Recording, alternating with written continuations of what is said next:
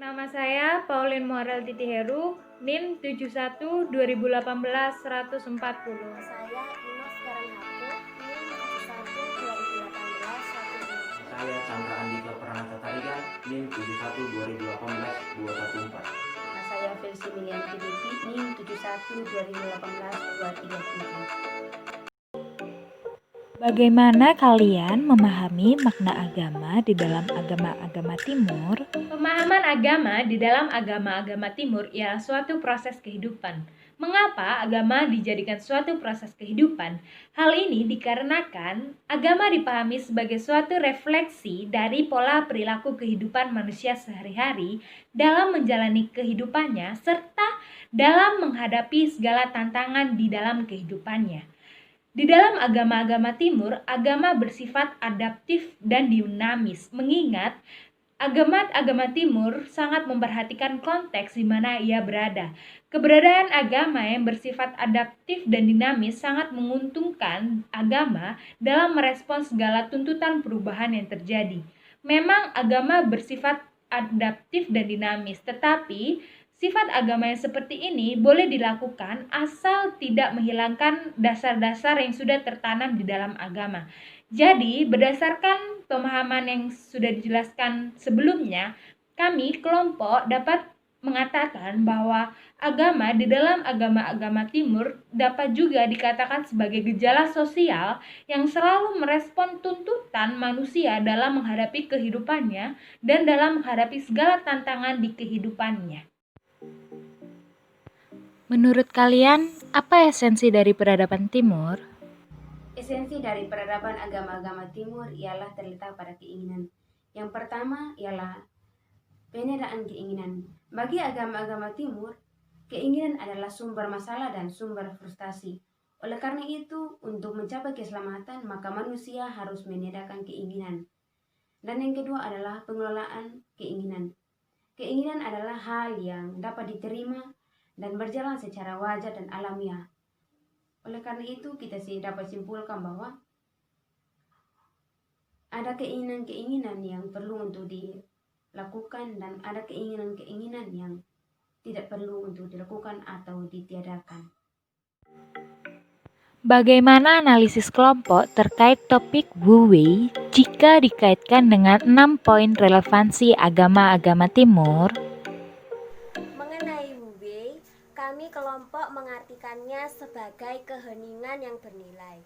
Keheningan yang dimaksud Wu Wei ini dapat dianalogikan seperti air yang tetap tenang, mengalir, dan dapat menyesuaikan bentuk wadah di mana air itu berada. Sedangkan bernilai yang dimaksud oleh Wu Wei ini berarti dapat mencapai sasaran, yaitu keselarasan dengan adanya keluasan yang tidak kaku, kesederhanaan apa adanya, dan tidak berambisi berlebih dalam memenuhi keinginan. Saya akan menjelaskan 6 prinsipil yang dikaitkan dengan Hui. Yang pertama itu ya, setiap apapun yang ada di alam ialah sama di mata yang ilahi. Kita sebagai manusia memiliki porsi yang sama, bahwa tidak ada yang lebih tinggi dan tidak ada yang lebih rendah dengan makhluk apapun.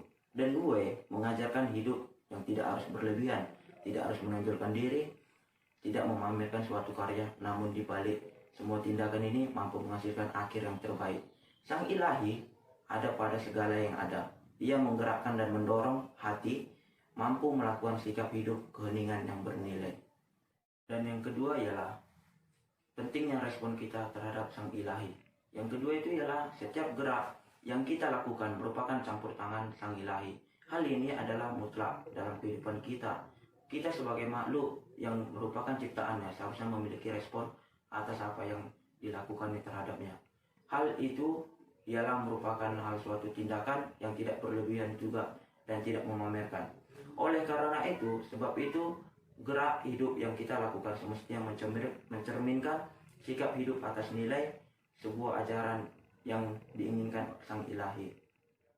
Gue dapat kita lihat bagaimana cara mereka untuk mengelola keinginan. Nah, salah satu ucapan dari Tao Tzu ialah hidup sederhana. Mengapa harus hidup sederhana?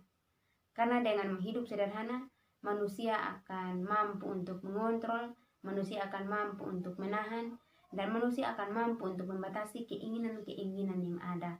Karena keinginan-keinginan yang berlebihan akan membawa dampak yang negatif terhadap manusia dan juga terhadap alam.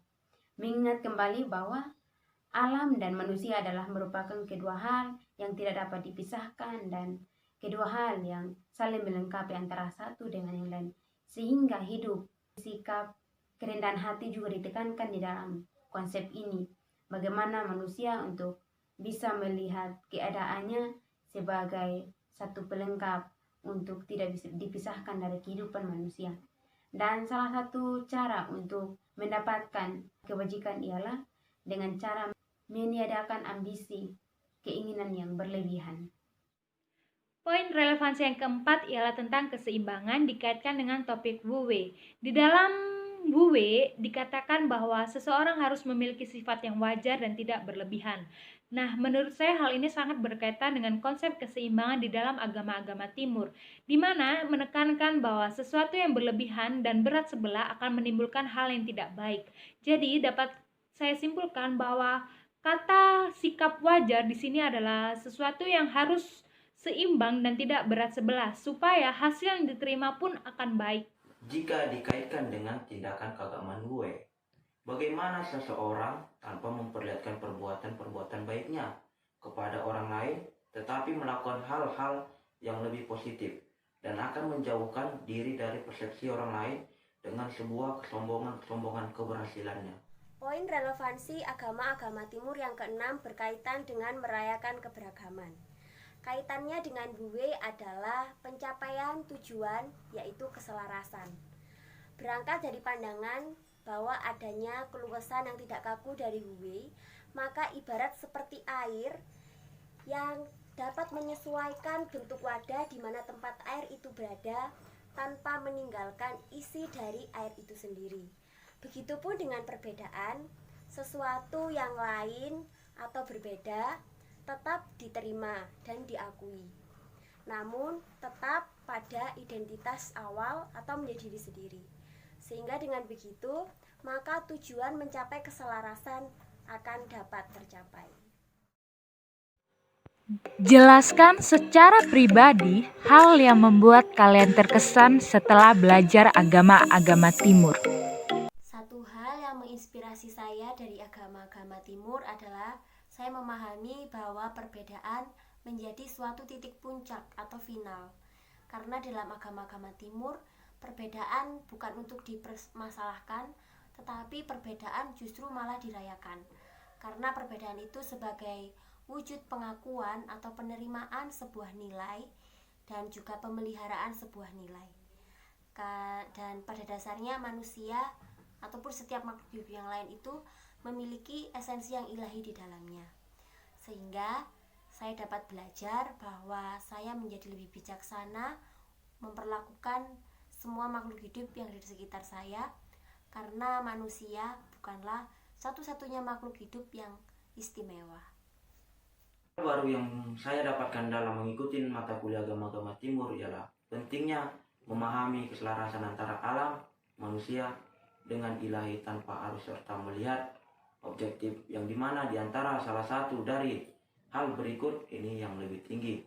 Dengan saya mengaitkan kepada kepercayaan saya yang dimana mengajarkan saya selalu dogmatis. Dalam agama timur saya lebih memahami arti dari agama yang berjalan secara selaras dengan alam sekitar saya. Ditanya mengenai hal yang membuat saya terkesan saat belajar agama-agama timur, ada dua hal. Yang pertama itu ya cara mereka memaknai agama. Menurut saya pemaknaan mereka terhadap agama itu sangat menarik saat mereka dengan berani mengatakan bahwa agama itu bukan yang final loh, agama itu gak kaku, agama itu gak selamanya kok, gak bisa diubah seperti itu. Melainkan mereka mengatakan bahwa agama itu sebagai proses kehidupan untuk merespon segala tindakan manusia dalam menjalani kehidupannya. Yang kedua itu keseimbangan. Hal ini juga menarik bagi saya jika biasanya kita selalu melakukan hal-hal yang kita sukai dan tidak melakukan hal-hal yang kita tidak sukai.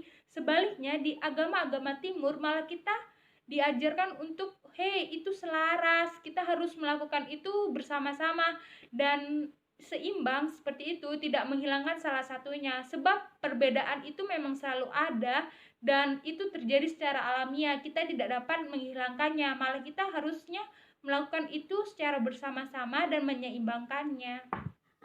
Hal baru yang saya dapatkan ketika belajar agama-agama timur ialah nilai-nilai yang ada dalam setiap tradisi dan setiap budaya, dan juga pemaknaan mereka terhadap alam dan lingkungan. Bagaimana sikap keselarasan dan keseimbangan diterapkan di sana. Dan kemudian yang saya dapatkan juga ialah mencerahkan kembali saya untuk tidak memiliki pemahaman bahwa agama saya lebih baik dan orang lain punya agama tidak baik. Namun yang perlu untuk dilakukan dan dihidupi saat ini juga, khususnya di kehidupan di global saat ini, ialah toleransi yang kuat antara satu dengan yang lain, sikap saling menerima satu dengan lain dengan setiap perbedaan yang ada, baik itu perbedaan dalam setiap tradisi dan budaya masing-masing dan juga dalam agama. Sekian dari kelompok 5, terima kasih.